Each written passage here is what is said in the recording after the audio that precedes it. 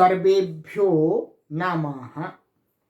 देववाणी संस्कृतम ई गुरुकुलम में आप सभी पाठक महानुभावों का हार्दिक अभिनंदन है। मित्रों, लघु सिद्धांत कौमुदी के समास प्रकरण की आज हम 23वीं कक्षा को पढ़ने जा रहे हैं। इस संपूर्ण लघु सिद्धांत कौमुदी का जो संपूर्ण समास प्रकरण है मित्रों, इसको जो भी पाठक महानुभाव अपने गृह पर ही बैठे बैठे पढ़ना चाहते हैं, वे सभी पाठक महानुभाव इस व्हाट्सएप नंबर पर संपर्क करके अथवा इस ऐप को, देववाणी संस्कृतम ऐप को प्ले स्टोर से डाउनलोड करके अपने घर पर ही संपूर्ण इस समास प्रकरण को पढ़ सकते हैं, आराम से, सरल ढंग से। चलिएगा मित्रों, अब हम अपनी कक्षा का आरंभ करते हैं। गत कक्षा में मित्रों मैंने आपको सूत्र पढ़ाया था, जो अंतिम हमारा सूत्र था गोर तद्धित लुकी। ये समास से संबंधित सूत्र है, क्योंकि हमारा तद्धितार्थोत्तर पद समाहारे च ये सूत्र चल रहा है। उसमें हमने उत्तर पद का उदाहरण लिया था पंच गव धनः।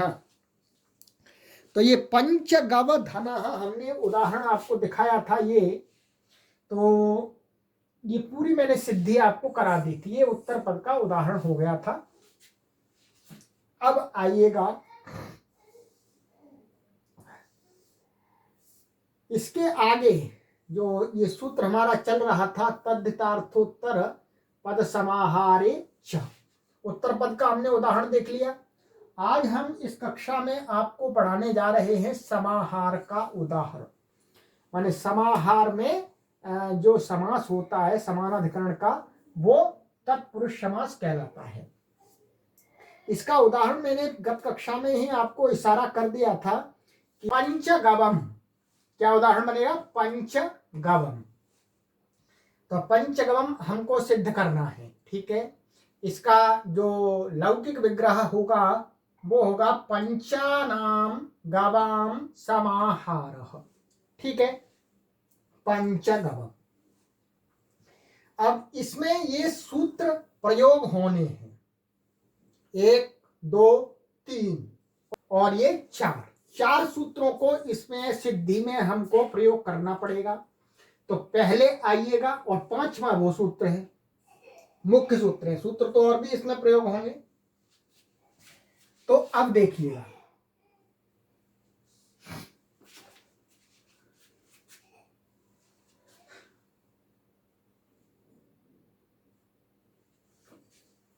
जो इसका लौकिक विग्रह था वो था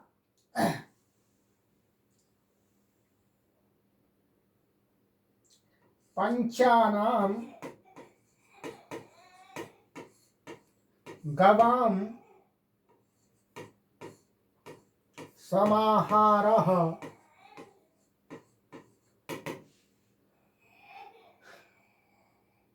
पंच गवम। समाहार का अर्थ है समूह, ठीक है। समाहार का क्या अर्थ है? समूह। जो ये दिया था पंचानाम गवाम समाहारः पंचगवम। अब देखिएगा, ये समानाधिकरण है मित्रों, दोनों में समान विभक्ति है और समान ही वचन है। तो अब हम इसका अलौकिक विग्रह करेंगे आपके लिए। पंच न और आम, षष्ठी का बहुवचन है तो आम आएगा, और गो और आम, राइट, ये बन गया। अब 5 गायों का समूह, इस अर्थ को कहने के लिए क्या है हमारे पास में सूत्र है तद्धितार्थोत्तर पद समाहारे च। तो समाहार अर्थ में विद्यमान पदों का क्या होता है? समानाधिकरणवाची जो पद होते हैं उनका समास होता है, और वो तत्पुरुष समास होता है। तो यहाँ पर क्या है? समूह अर्थ को कहने जा रहे हैं, समूह अर्थ में विद्यमान है दोनों पद, तो इसका क्या हुआ मित्रों? समास। समास हुआ।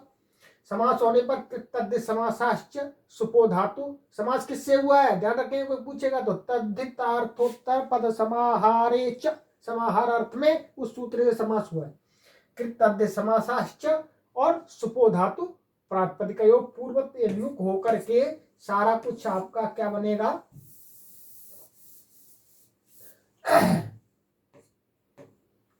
पंचन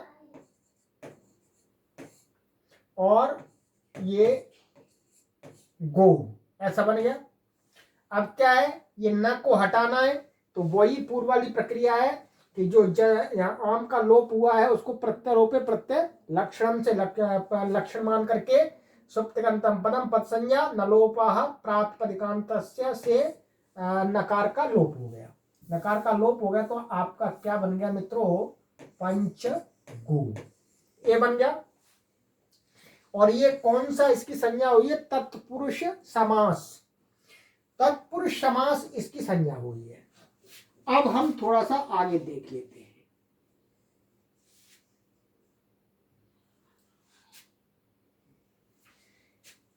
ये हमने पूरा कर दिया है, इतना ये हुआ, ठीक है। अब हम आपको इसका भी थोड़ा सा और कर लेते हैं। यहाँ पंच, अब जो पिछली कक्षा में मैंने आपको यहाँ पर एक बीच में पंचगव धनम में एक सूत्र लगाया था टच प्रत्यय वाला, कौन सा था, गोर तद्धित लुकी। गोर तद्धित लुकी से क्या हुआ था, समासांत टच प्रत्यय हुआ था, तो तत्पुरुष समास से, तो ये समास हो गया। समासांत गो शब्द है तो इससे टच प्रत्यय हो गया, टच का ये टच आ बचता है, ठीक है, इसकी संज्ञा आदि हो जाती है। तो अब यहाँ पर क्या हुआ, ये आ गया आपका, ठीक है। तो पंच गो और आ, अब आ या कुछ भी प्राप्त नहीं है, एचो एवायावा से इसको अवादेश हो जाएगा, तो क्या बना, पंच ग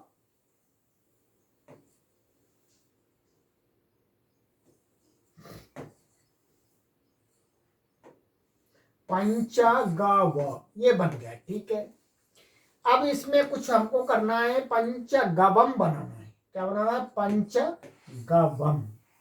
इसके लिए कुछ आइएगा सूत्र है, उनको देखते हैं, सरल है, कुछ कठिन नहीं है। 940वां सूत्र है लघु सिद्धांत का, ये मित्रों देखिएगा, तत्पुरुषः समानाधिकरणः कर्मधारयः, ये यही है प्रथम अध्याय, क्या प्रथम अध्याय के द्वितीय पाद का 42वां सूत्र है, संज्ञा प्रकरण का है, पहले अध्याय का। ये सूत्र क्या है, इसका क्या है, चलिए पदच्छेद विभक्ति हम आपको दिखला देते हैं इसकी। सबसे पहले आइएगा,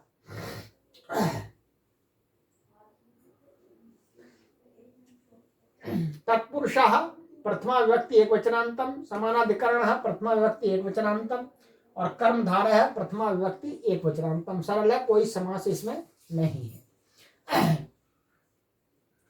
तो यह समास करने की जरूरत या बिल्कुल भी है ही नहीं इसके अंदर। वैसे समास यदि करेंगे तो इसके अंदर हो जाएगा समास, इसके अंदर हो जाएगा आपका समास। क्या हो जाएगा, मैं यही बतला देता हूं आपको।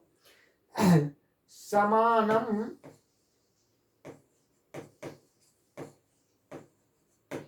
अधिकरणम यस्य समास तत्पुरुष समासस्य, यस्य तत्पुरुष समासस्य स तत्पुरुषः कर्मधारयः। स, हाँ,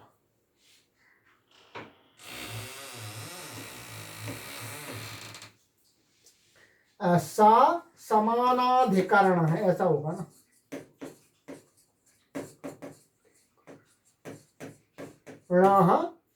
तत्पुरुषः कर्मधारयः है, ये इसका अर्थ बनेगा। तो ये समास हो गया, माने समान है अधिकरण, माने समान है अधिकरण जिसका ऐसा होना चाहिए। कौन? जो आगे बता रहे तत्पुरुष, तो ये तत्पुरुष का नाम रखेंगे कर्मधारय। तो समानम अधिकरणम यस्य तत्पुरुषस्य स तत्पुरुष समासः समानाधिकरणः। समान अधिकरण का अर्थ है समान विभक्ति वाला। तो ये जैसे पंचानाम गवाम षष्ठी व्यक्ति दोनों में जिन पदों का समास कर रहे हैं उनमें एक ही विभक्ति होनी चाहिए समान। तो ये बहुव्रीहि समास हो जाता है आपका, ये दिखला दिया मैंने, वैसे यहाँ आवश्यकता नहीं थी बहुव्रीहि समास। राइट, चलिएगा अब आगे चलते हैं, इसका अर्थ देखते हैं। अर्थ इसका कोई खास नहीं है इसलिए दिया नहीं है, ये सीधा सूत्र ही है। क्या है? समानाधिकरणः तत्पुरुषाः कर्मधारयः स्यात्। बन गया अर्थ।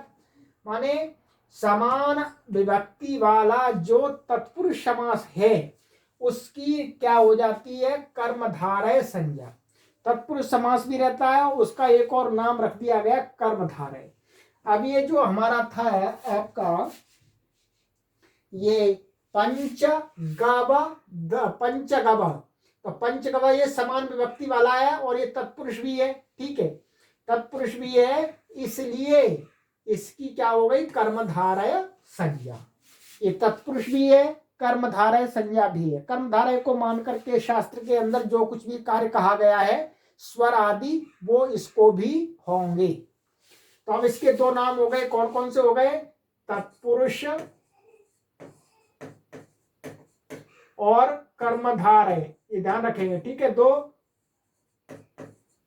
दो संज्ञाएं हो गई, तत्पुरुष और कर्मधारय।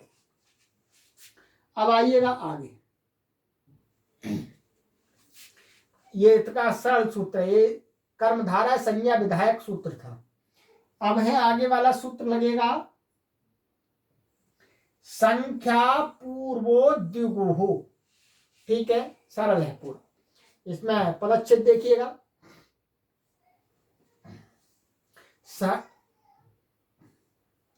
संख्या पूर्व प्रथमा व्यक्ति एक वचनांतम, द्विगुः प्रथमा व्यक्ति एक वचनांतम। ठीक है, इसका संख्या पूर्व हमें समास है संख्या पूर्वो यस्य सा संख्या पूर्वः। माने जिस तत्पुरुष समास में, ठीक है, जिस तत्पुरुष समास में, और वो भी कौन सा तत्पुरुष है? यहां पर ऊपर जो तद्धितार्थोत्तर पद समाहारे च सूत्र से जो कहा गया समास है उस समास को कह रहे हैं कि यदि उसमें संख्या पूर्व में होगी तो उसको ये सूत्र कुछ करता है, नाम रखता है। तो वो वाला संख्या पूर्व हो गया। ठीक है, अब यहां अर्थ देखिएगा, अर्थ में स्पष्ट हो जाएगा। तद्धितार्थे इत्यत्र उक्तः त्रिविधः संख्या पूर्वो द्विगु संज्ञः स्यात्। क्या कहा मित्रों? जो तद्धितार्थोत्तर पद समाहारे च से जो तीन प्रकार का समास कहा है, तीन तरह का। कौन सा? एक तो था तद्धित के अर्थ में, एक उत्तर पद और एक समाहार। तो तीन प्रकार का समास यहाँ लिया गया है। यदि उस समास में, यानी उसके द्वारा जो समास होता है उसमें पूर्व वाला पद यदि संख्या है, संख्यावाची है, तो उस समास की, उस तत्पुरुष की क्या हो जाएगा? एक नाम और हो जाएगा द्विगु संज्ञा। माने उसका नाम द्विगु भी रख दिया जाता है। अब देखिएगा, अब आपका ये है, ये अब क्या है? ये तद्धितार्थोत्तर पद समाहारे से समास हुआ है और संख्या पूर्व में है, इसलिए इसका दो एक और नाम हो गया द्विगु।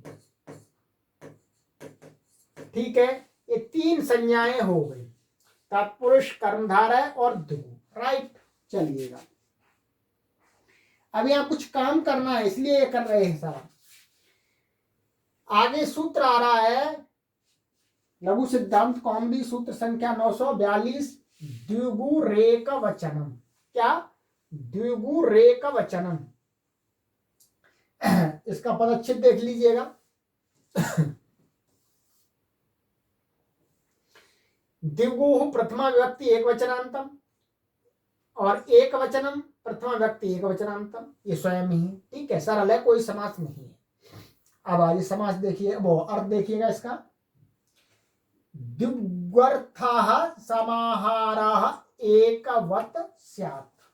क्या है, ये कह रहे हैं कि जो समाहार अर्थ में जो द्विगु होता है, जो द्विगु तो किसका नाम रखा है, तीन प्रकार के समासों को रखा है, तीन, अर्थात तद्धित के अर्थ में जो तत्पुरुष, और उत्तर पद के परे रहते जो तत्पुरुष, और समाहार में।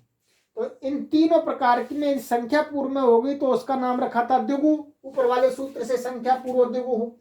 अब ये कह रहे हैं यदि वो द्विगु समास जिसका नाम रखा है, यदि वो समाहार में है तो उस समस्त पद को क्या है, एकवत, एकवत माने उस सभी पदों को एक जैसा व्यवहार करेंगे, अर्थात उन सभी पदों के अर्थों को एक समूह के रूप में प्रयोग किया जाएगा, ठीक है। एकवत स्यात्, एकवत स्यात् का अर्थ माने एक को मान करके जो काम होते हैं वो इसमें भी हो जाए। एक को मान करके क्या होता है, एक वचन होता है, एक को मान करके मुख्य रूप से एक वचन होता है। तो इसलिए समाहार जो द्विगु होगा उसमें क्या होगा मित्रों, एक वचन होगा।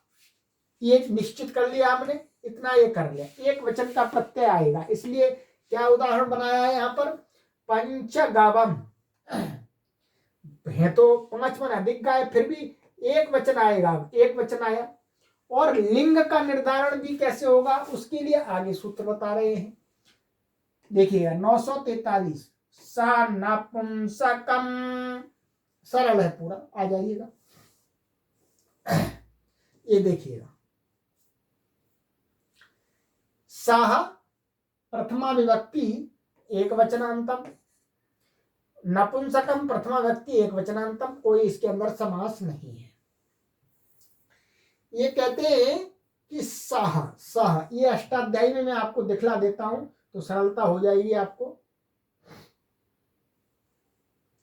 ये आपका जो स नपुंसकम ये सूत्र है, ये दूसरे अध्याय के चौथे पाद का है, ठीक है। ये देखिएगा, ये चौथा पाद है दूसरे अध्याय का, ये दूसरा अध्याय दिख रहा है, द्वितीय अध्याय चतुर्थ पाद।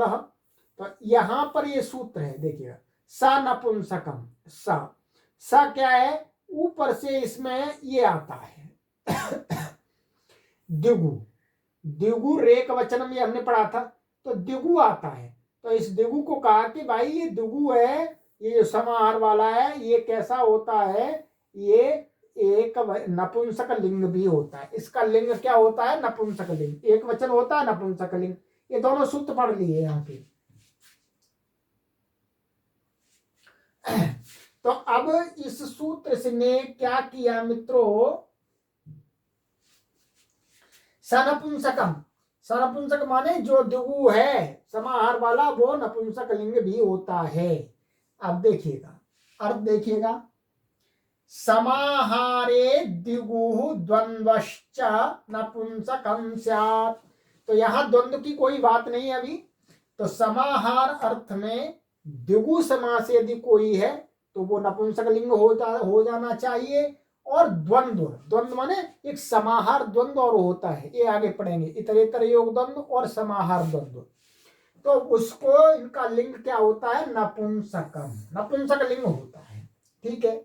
अब आ जाइएगा, ये हमने निर्धारण हो गया कि यहाँ एक वचन का प्रत्यय आएगा और नपुंसक लिंग है, ये नपुंसक लिंग, एक वचन का प्रत्यय पूर्वत क्या लाएंगे हम, सु लाएंगे, ठीक है। ये नपुंसक लिंग है, इसलिए क्या है यहाँ पर विसर्ग आदि नहीं होगा, क्या होगा, अतोम, अतोम से क्या हो जाएगा, मैंने ह्रस्व अकारांत नपुंसक लिंग शब्द से उत्तर सु और अम को क्या हो जाता है, अम हो जाता है, अम हो जाता है। ये पहले हमने पढ़ा दिया है षडलिंग प्रकरण में।